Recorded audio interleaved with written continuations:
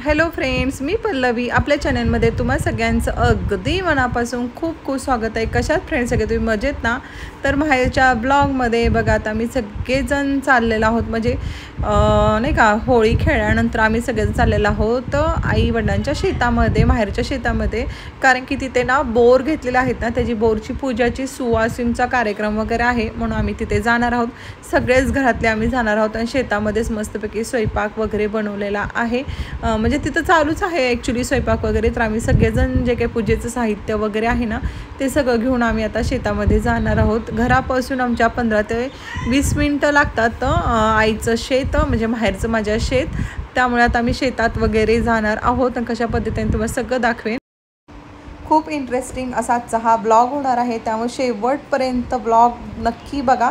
Railway स्टेशनच्या तिथे जवळच आमच्या आईचं शेत आहे, त्यामुळे पाणी वगैरे सगळं भरभरून आहे बघा। आता जे बोर घेतले त्याला पण पाणी भरपूर लागलेलं आहे।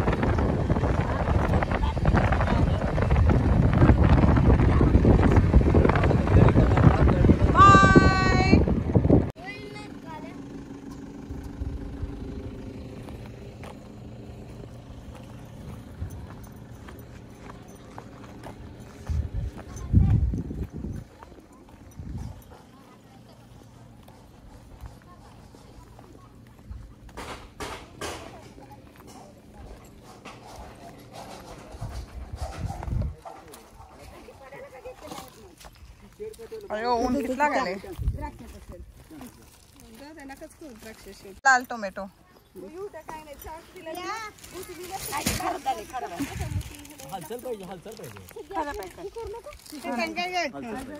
खावा खावा टोमॅटो।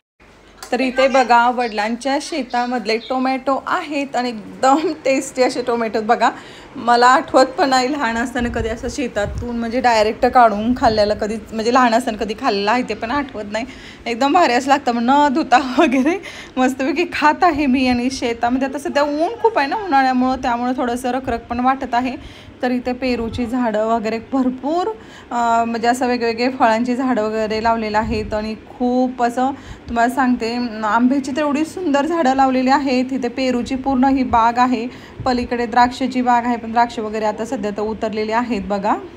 त्यानंतर आम्ही आलेलो आहोत द्राक्षाच्या बागेमध्ये। आणि इथे माझी आत्या आहे, माझे वडील होते मगाशी बघा व्हाईट ड्रेस घातलेले। द्राक्ष उतरल्यामुळे बेदाणे वगैरे सगळं काही झालेलं आहे। त्यानंतर बघा आता आम्ही जाणार आहोत, भाकरी वगैरे करतात ना त्या साईडला।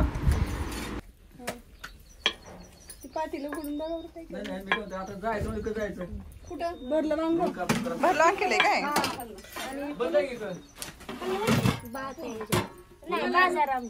किती तोरली आली मस्त। हॅलो, तिचा पांडुरंग रखुमाईचा विठू सावळा, पांडुरंग पाटील आहे छत्रपतींचा मावळा। मस्त मस्त। आता कुठे घेऊन चालली? आपण पुरीला म्हणायचं हो असे करते ते।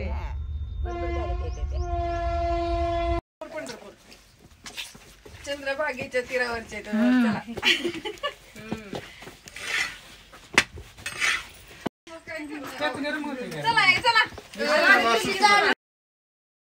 त्यानंतर बघा मी त्यांना बायकांना तेच म्हणत होते, बायका लावलेल्या होत्या ॲक्च्युली भाकरी आणि चपात्या करण्यासाठी, म्हणजे पूर्ण स्वयंपाक करण्यासाठीच। आणि फक्त नैवेद्याचं थोडं काय ते असतं बघा, पुरण वगैरे थोडंसं आईनं बनवून आणलेलं होत्या, पोळ्या वगैरे।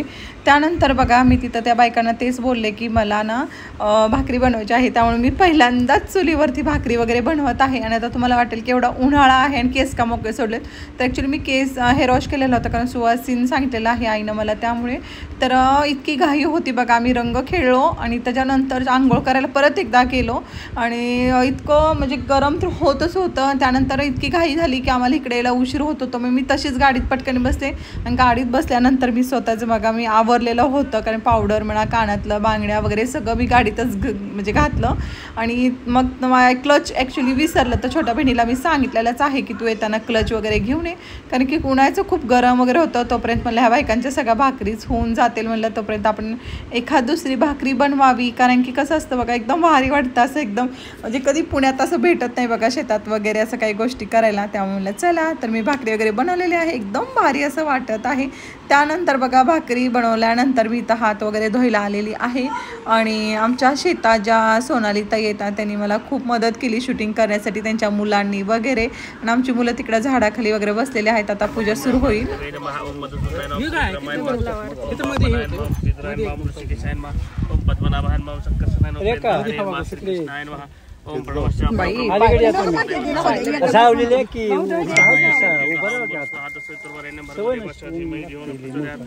नमस्कार करायचा. श्रीपद महागणपती देवता बनवा, इष्ट देवता बनवा, कुलदेवता बनवा, ग्रामदेवता बनवा, स्थानदेवता बनवा, मातृपितृदेवता बनवा, लक्ष्मीनारायण देवता बनवा. सर्व देवता पाण्यामध्ये बुडवायचं. या सुपारीला पाणी घालायचं. शुद्ध उदक स्नानासमोर हात लावू, दोनच्या हाताला हात लावू. शुद्ध उदक स्नानासमोर बिले पनार्थ चंदन खंडन समोर बिले पनार्थ चंदनम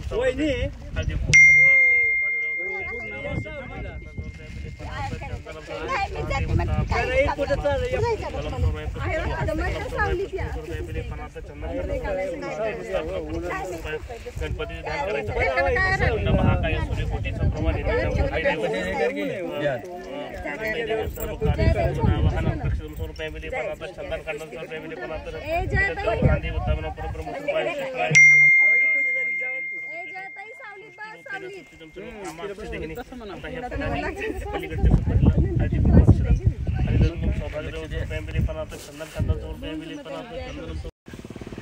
लावायचं सोडायचं.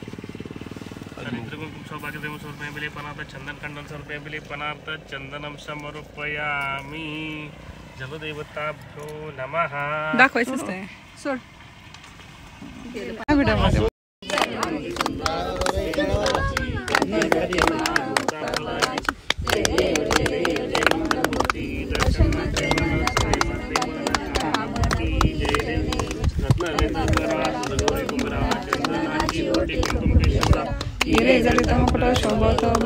रंजन तीनों पोरे चने.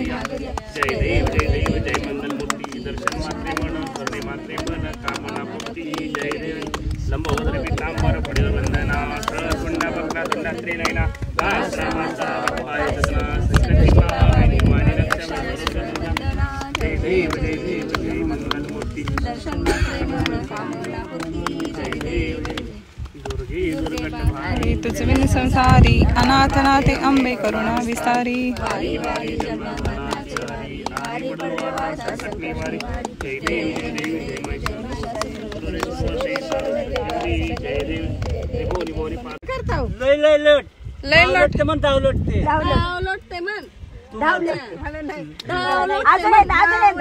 पुढं सरकवते म्हण, पुढं सरकवते म्हणा, लोटते तसं म्हणायचं का?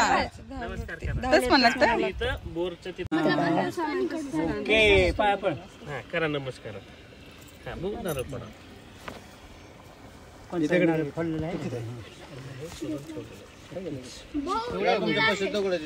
हाय बुद्धगड आहे तिथं.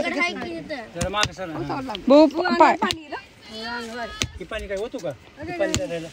काय उशीर व्हायला लागलो.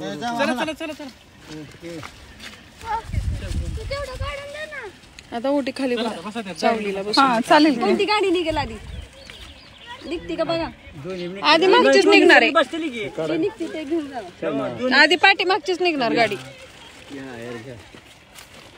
आता काय राहिली भरू ही वाटी भाऊ इथं कोणतं सवासणीला ओटी भरल्याशिवाय काढता येत नाही आपल्याला. आता भरू ओटी भरू द्या, सगळ्या बाया इथं आहेत तोपर्यंत. पूजा करून येऊ, जेवून येऊ द्या सवासणी. इथं थांबा, ओटी भरा.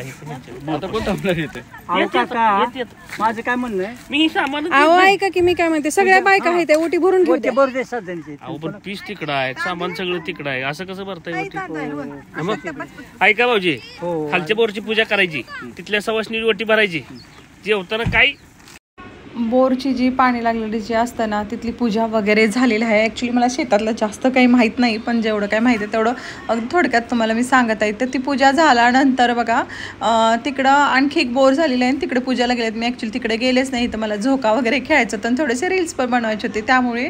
आणि त्यानंतर बघा तिकडे झाडाखाली सगळेजण बाजावरती बसलेले आहेत. मला थोडं शूटिंग करायचं होतं म्हणून मी इकडे आलेली आहे. बघा आई, माझे वडील वगैरे सगळेजण तिकडे गेलेले आहेत. बहीण पण गेलेली आहे आणि बहिणीची लेकरं, माझी लेकरं वगैरे सगळे द्राक्षाच्या बागेचे ते बाज टाकलेलं आहे ना तिथं बसलेले आहेत सगळेच. आता मी द्राक्षाच्या बागेच्या आलेले आहे. त्या साईडला बाजावर पोरं सगळी बसलेली आहेत. पुढे तुम्हाला दिसेलच. झोका वगैरे खेळ बघा एकदम भारी वाटत होतं. मोकळ्या वातावरणामध्ये असं झोका खेळायला वगैरे मी आला. एकदम भारी वाटतं. आमच्या सोसायटीत पण झोका वगैरे आहे, पण ते कसं असतं ना एकदम सोसायटीतलं एक वेगळंच कल्चर असतं.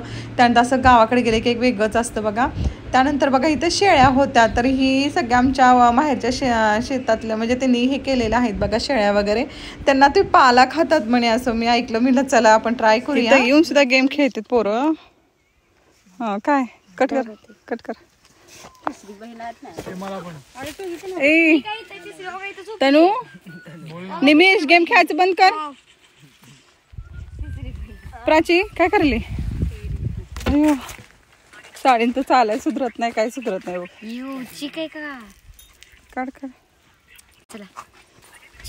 मोठी बहीण आली. छोटी बहीण स्क्रिप्ट सगळी पाठ झाली. मोठ्या बहिणीच्या पोराच्या कपाळाला लागले. ते दाखव की दोन काढलं ते दवाखान्यात जाऊन आले, इंजेक्शन करून आलं.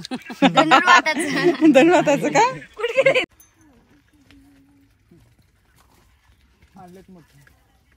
खूपच मोठे आणले बाबा. संपला नाही आता काही रे आपल्याला एवढ्या. थँक्यू. येते ना फक्त आरनवला देऊ नको सगळ्यांना द्या. 5 मिनिटं देते. 5 मिनिटं. हा बरं बसा ना देते. चिक बाहेर